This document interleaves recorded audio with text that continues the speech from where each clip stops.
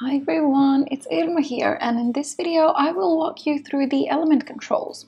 Every single element on Visual Composer has their own controls, and you can access the controls by hovering over an element.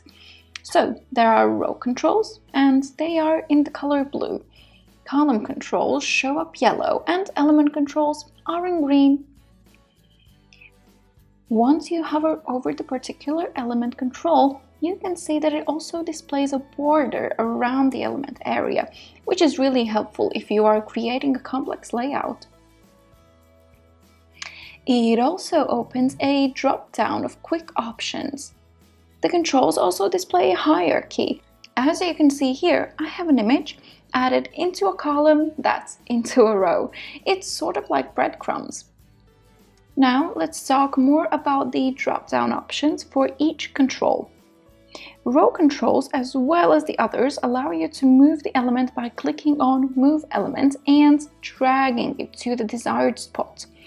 Although it's not the only way you can move elements, you can also drag the element by the main icon as well as by clicking on the element itself. Next, you can add a column.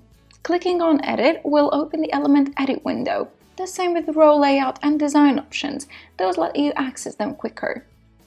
Next, there's the option to clone an element. This will duplicate it. Then there's the hide option that allows you to temporarily hide the element, but remember that you are not able to unhide it from here, only through the 3D view.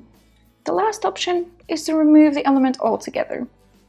Let's move on to the column controls. They do share some options that do the same thing, like move column and add element, only it will add the element to the particular column.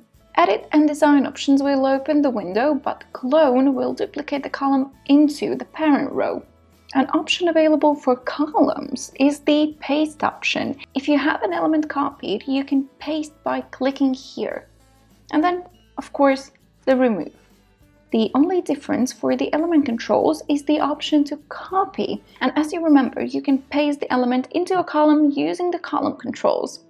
The last options are to edit and delete the last element in the hierarchy.